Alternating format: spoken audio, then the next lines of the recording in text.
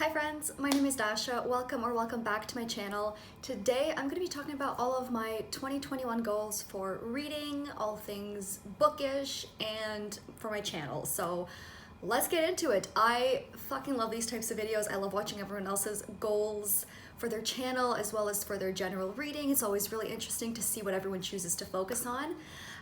For me also, 2021 is going to be a massive year, hopefully, because I will be finally graduating.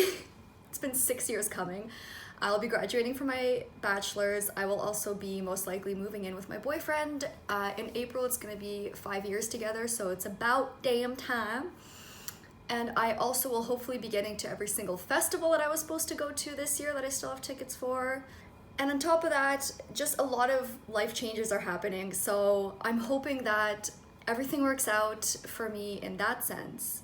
But in terms of my reading, I'm also really looking forward to the coming year because I feel like there's going to be a lot of really interesting books coming out. I also have a video planned for my most anticipated 2021 releases, so as soon as it's out, I'll make sure to link it down below.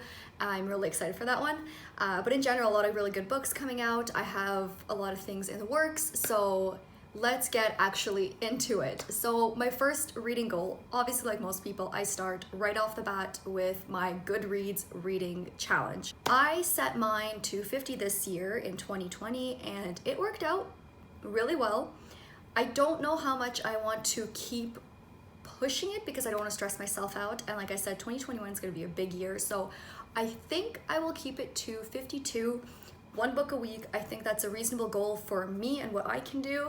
If I surpass it, great. If I can't, I'm not worried about it, you know? I don't want to stress myself out. Reading is still a hobby at the end of the day, so I think 52 is totally reasonable. I applaud everyone that can read like 70, 80, 90, 100 books. That shit is incredible. I just can't manage it with like school and other things. So 52, one a week sounds perfect to me, and I'm excited to get going on that goal. The next thing I want to focus on next year is working through my owned TBRs. So I don't have an issue buying books. I like buying myself books. I often buy books at thrift stores or on sale to make sure that I get, you know, the best price possible so I don't overspend. And I try to use my library as much as possible as well. So I don't think I have an issue buying books.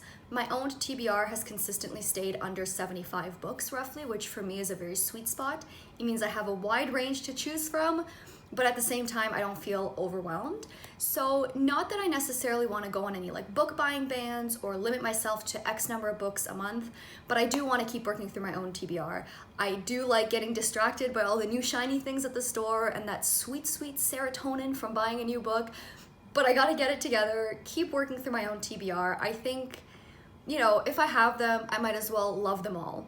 I also found that while I tried NetGalley, I got really overwhelmed really quickly by like all the ones that I got approved for, and I wasn't able to keep up. So I did read and review a few of them, but it was kind of hard for me to keep up with them, and I felt kind of stressed out by all my NetGalley books, and I think that's kind of the opposite of what I want. So again, stay away from like the new shiny things, really stick to what I'm excited for, what I own, hopefully, and just keep working through it. I have a TBR game in the works. I will talk about it a little bit later, but I have an entire stack of cards with prompts for my own TBR to help me keep working through it. So really excited for that one as well.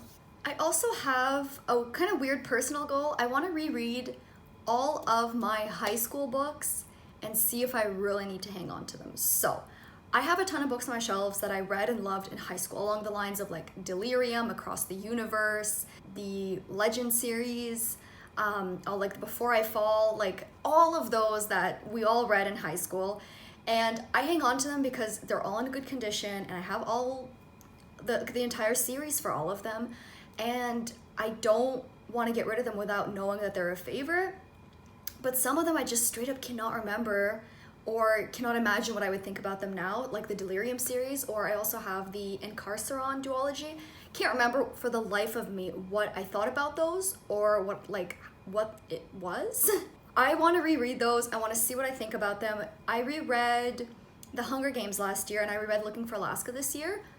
Fucking loved them almost as much, if not more, than I did the first time I read them. But then I also reread The Unbecoming Amara Dyer, and that was hot flaming garbage. So we need to get through that and then unhaul the ones I don't like anymore and just clear out my bookshelves and make space for the books that I really truly love. I also really want to keep reading a wide variety of genres. I did start getting into other things this year, like graphic novels and mangas. I know they're not a genre, but they're definitely a different format for me, and I thought that was really fun. I found some new favorites, so I'd like to keep reading new things for me, so things like memoirs, which I usually don't really gravitate towards, literary fiction, maybe even poetry. Like, I love reading. I don't want to ever stop myself from reading a particular genre just because I think I don't like it. So I definitely want to keep exploring. Dasher reading romance in 2021?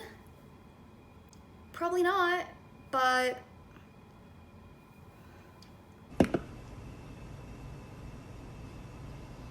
no. Well. And finally, in terms of like my actual reading, I want to try to push myself to keep reading one classic a month and one nonfiction book a month. I tend to neglect them because they require a little bit more brain power, but I find them really rewarding in the end. And I need to, and I own a ton of them that I haven't read too, so I just need to like sit down, read them. Even if I can't get through one a month, at least like 10 throughout the year I feel is a good number. So I just need to buckle down and do it. So switching kind of to channel and other related things, I would never set myself any kind of subscriber goal. I feel like that's really unrealistic. YouTube is so hit or miss. You can be on the platform for like 6 months and get 3,000 subscribers, or you could have been here for 6 years and be sitting at 600 subscribers, and it's very hit or miss. The algorithm does what the algorithm wants, and no one can really understand it. So I don't feel like I want to put any kind of pressure on myself to reach a certain subscriber goal or certain watch time. Obviously, it would be really cool to get monetized within the next year, but I'm not sure if that's realistic or not. But you know, manifesting it could be pretty cool. Everyone likes money. But I'm just gonna keep making content that I enjoy, and that's the fun of this for me. So as long as I have a few people that enjoy it, that's what really counts. In terms of content for the next year, I definitely have like a ton of secret TBRs that I really want to do, and I have a ton of, like, I have all these ideas bouncing around, but I'm really bad at sticking to secret TBRs because I'm a mood reader, notoriously, and it's fucking hard to stick to them. So I really want to push myself to do that. I really enjoy themed vlogs and or like reviews, so I feel like it could be really fun to do some of those. I have, like I said, a ton of great ideas. I just need to do them, and I need to learn how to fucking stick to them. I also want to maybe eventually push myself up to 2 videos a week. I feel as though once I graduate, or at least during the summer, I'll have a bit more spare time and I'll be able to really film quietly without my family once I'm out of this house and get content out much more often. And I feel like I really would enjoy that. I know obviously it would help with growth, but it's also a factor of just the constant pushing of content would make me get better at figuring stuff out, editing, you know, thumbnails, all this stuff would just get me going even quicker on it, and it would really help develop me further as a creator. So I feel like that could be a really good thing to eventually get to this year. And finally, that TBR game. So I got super inspired this year when Book Roast, so G at Book Roast, created her TBRVATAR. I'll link it below if you haven't seen it or if you don't follow her. It is an incredible themed TBR game that just blew me away by how much work she put into it. And when I saw that, it like ignited something in me, because I like the idea of TBR games. I never thought I'd really stick to one, but I do like the idea of them. And I like that they're a different way to create something, if that makes sense, because I have put a lot of like graphic design centered work into mine so far already, just getting the general planning for it done. So I felt like it was a really fun idea to make a complete themed one and to do something completely different, not based on an existing board game or idea, but to do something completely original. So that's where I'm kind of going. Apparently I like to make my life difficult. Are we surprised? I don't think you should be if you know me at all. I created a super low budget model for like beta testing. So I have It's literally a massive piece of like scrapbook paper, and on the back is my makeshift board. And I also put all of my prompts. I literally cut up these like massive cue cards, and I made all of my prompts on them. I have a huge stack, like I have a lot, and there's all sorts of things in there. So the reason I wanted to bring this up now is because A, I wanted to kind of start a conversation around it. I'm always curious to know if people still enjoy TBR games.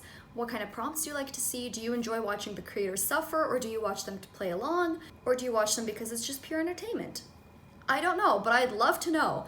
Also, in terms of prompts, so I have a stack of cards for just pretty general prompts. I have a stack of cards for owned TBR prompts that are very, very specific to what I have currently in my collection. I also have a stack of bad prompts, so things along the lines of read a book from an author you previously disliked, or read a book from a series you didn't want to continue, or, you know, sort your own TBR by lowest rated, or sort your entire Goodreads TBR by lowest rated, like those kinds of things. So if you have any of those, please, please, please drop those down below. I'm always looking for those. I think they're so much fun and could lead to absolute chaos. But yeah, I've been having so much fun creating this. I'm so excited to bring it to you because I have already put in a ton of work and I haven't even made the board officially yet. I've been just making all the cards and gathering all of my like little info. I'm so fucking excited. I'm hoping that I can get this finished and ready to go by April, hopefully. I'm not 100% sure just based on how the testing is going right now. Like, okay, so I'm trying to do it at least for like 2-3 months to see if I actually follow the prompts, to see if there's some that come up too often, some that don't come up enough, if I feel that some of them are doable for me, I guess. So anyways, it's in testing. I'm hoping to get it done within the next few months, but in the meantime, if there's any prompts you'd love to see, any kind of challenges for me, if you want to let me know if you prefer more suffering, less suffering, I'm open to it all. Overall, I'm just really excited for the new year to see where it takes my reading and my channel. I feel like this year my reading has been so fucking good. I have had so many good books that I've read this year that I'm really excited to see how I do next year, how much more I read, or if I read less but I read better. I don't know what 2021 is gonna bring, but I'm so fucking hyped because I'm over 2020. Anyways, that was it for today's video, guys. Thank you so much for watching. Let me know what your 2021 reading channel resolutions are, and I will see you guys in the next one. Bye.